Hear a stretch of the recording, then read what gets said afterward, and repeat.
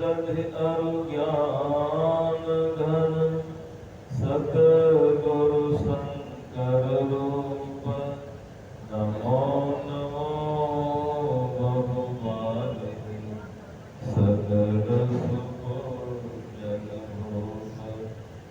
अव्यक्त रूप में परमाराध्य संत सद्गुरु महाराज जी के परम पवित्र श्री चरणों में कोटि सहनमन। उनके ही परम पवित्र हृदय ब्रह्मर्षि संत श्री साई स्वामी जी महाराज के परम पवित्र श्री चरणों में बारंबार नमन। व्यक्त रूप में अपने निवास में संत मत के वर्तमान आचार्य परम पूज्य संत स्वामी चतुरानंद जी महाराज के परम पवित्र श्री चरणों में बारंबार नमन। मंच पर विराजमान सर्वशक्तिमान सम्माननीय साधु महात्मागण, सम्माननीय गाजियाबाद जिला समूह सत्संग समिति के पदाधिकारीगण, सदस्यगण, सम्माननीय धर्म प्रेमी सज्जनों, परम आदरणीय माताओं एवं भक्तिमती बहनों, सबों का अभिनंदन करते हुए मैं प्रवंदन करता हूँ। बोलिए प्रेम से श्री सद्गुरु महाराज की जय। एक कथा सुनाता हूँ। एक बार वशिष्ठ जी महाराज गए थे विश्वामित्र जी के यहाँ। तो विश्वामित्र जी ने 1000 वर्ष तप से करने से जो फल होता है, उस फल से वशिष्ठ जी महाराज की सेवा की। तो अच्छी ढंग से उनकी विदाई की। वशिष्ठ जी महाराज आ गए अपने आश्रम। फिर किसी समय विश्वामित्र जी महाराज वशिष्ठ जी के यहाँ पहुंचे। उनका शुभागमन हुआ। वशिष्ठ जी महाराज उनकी सेवा की मात्र आधी घड़ी सत्संग उन्होंने जो किया, उस सत्संग के फल से उनकी सेवा की। तो विश्वामित्र जी के मन में हुआ कि मैंने 1000 वर्ष तक एक फल से इनकी सेवा की और ये आधी घड़ी सत्संग, ठीक है, आधी घड़ी सत्संग के फल से हमारी सेवा की। अब विश्वामित्र जी महाराज के भीतर में क्रोध से, है ना, क्रोध यानी भटक रहा था। क्रोध से चल रहे थे कि हमारी अपमान की। तो वशिष्ठ जी महाराज समझ गए कि मैंने आधी घड़ी सत्संग की सेवा से, फल से जो मैंने सेवा की, इनको पसंद नहीं आ रहा। उनके मन में हो रहा कि हमारी अपमान हो गई।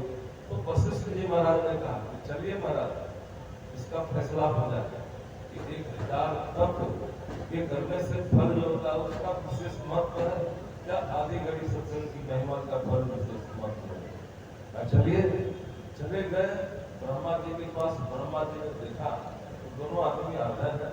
महापुरुष क्यों आ रहे हैं? आए तो पूछा कि आप दोनों का आना किधर हुआ?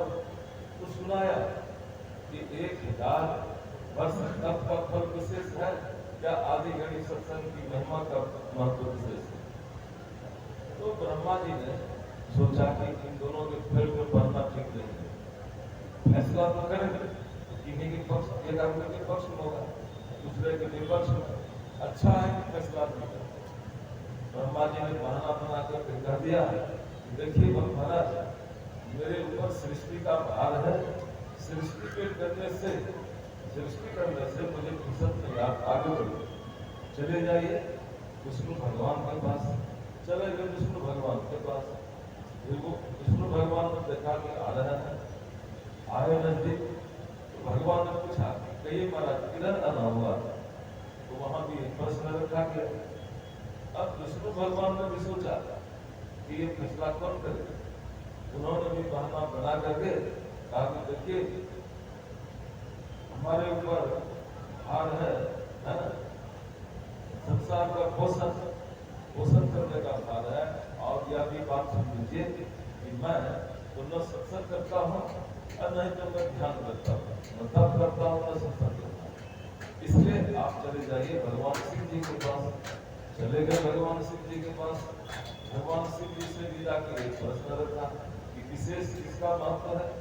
तो भगवान शिव जी ने भी सोचा कि फैसला करेंगे तो ठीक, एक विपक्ष में होगा, एक दूसरे के विपक्ष में अच्छा नहीं है फैसला करना। उन्होंने भी बहाना बनाया कि देखो जी, समुद्र मंथन किया था, समुद्र के मंथन से 14 रत्न निकले हुए थे, सब ले लिया और 20 मुझे खिला दिया।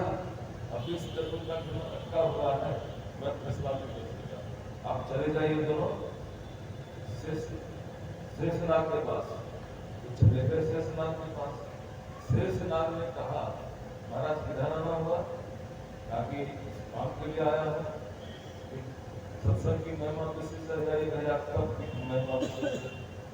तो शेषनाग ने कहा, देखिए महाराज, मेरे ऊपर पृथ्वी का भार है, इस भार को यदि आप दोनों में से कोई संभाल ले तो मैं फैसला कर सकता हूँ।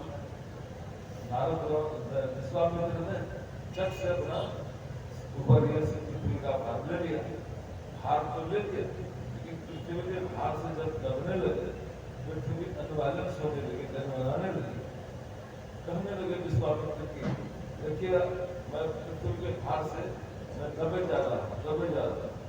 तो वशिष्ठ जी महाराज ने कहा, आधी घड़ी सत्संग की महिमा यदि विशेष है तो वह भार सत्संग की महिमा पर यानी हमारे ऊपर आ जाए, इस पृथ्वी के भार। तो पृथ्वी के भार वशिष्ठ जी ने संभाला। बस आधी घड़ी सत्संग किया था, आधी घड़ी ये सत्संग नहीं, सत्संग में बैठे सुने तो आनंद से मौजूद आए थोड़े, अरे वो सत्य का संग किया था थोड़ी, और उसकी महिमा से प्रताप से पृथ्वी का भार संभाला। तो सत्संग की महिमा विशेष है।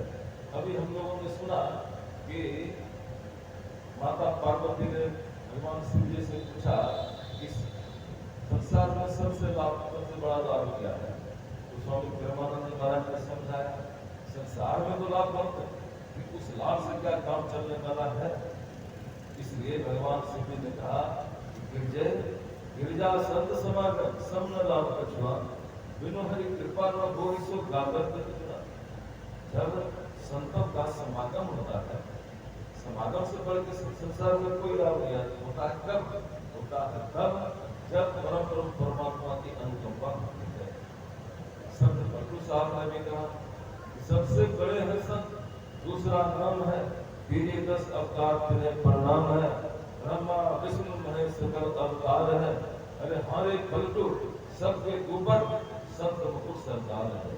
यानी सबसे बड़े हैं संत, सबसे बड़े संत। तो सबसे बड़े संत क्यों है, कैसे? तो गोस्वामी तुलसीदास महाराज ने लिखा है, लिखा, जब द्रवहि दीन दयाल राघव साधु संगति पाइए, यही दरस बरस समागमा की पाप राशि बताइए।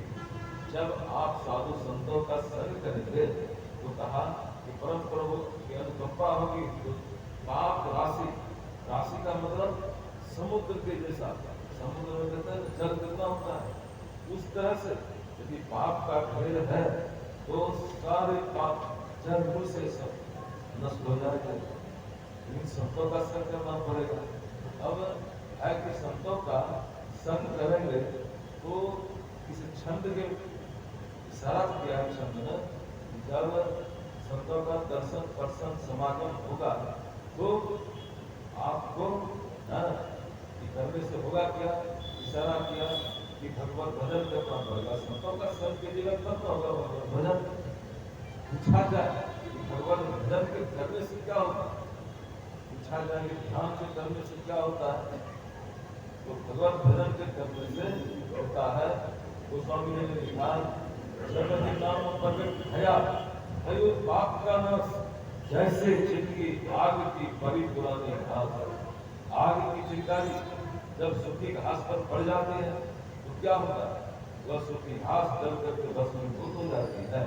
इसी तरह से आप भक्ति भजन करते ध्यान करते हैं तो भक्ति भजन में ध्यान में सारे पापों का जो ढेर है ना वह जब होने के समाप्त हो जाती है। जब नाम प्रकट होगा तब ऐसे मतलब भगवत भजन करते हैं, नाम प्रकट हो गया, जप कर गया, ध्यान कर गया, फिर उसकी योग्य क्रिया हुई, तो आपके अंदर में जितने पाप हैं सारे पाप जब करके समाप्त हो जाएंगे। इसके लिए कहा कि साधु संतों का संग करना पड़ेगा और उनकी बताई हुई विधि के अनुसार भगवत भजन या ध्यान करना पड़ेगा।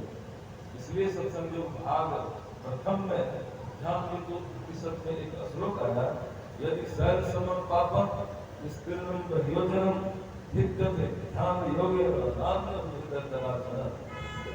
कई योजन तक फैला हुआ पहाड़ के समान यदि पाप है तो वह ध्यान योग से नष्ट हो जाता है। मतलब करने का कि इसके समान कोई दूसरा साधन उपाय नहीं है कि ध्यान पाप का राशि नष्ट हो जाए, जब तक कि आप ध्यान नहीं करेंगे। तो कहा कि साधु संतों का संग करना पड़ेगा। इसके लिए तो साधु संत होते हैं कौन? ये प्रश्न आपका सामने खड़ा होता है, साधु संत कौन होते हैं?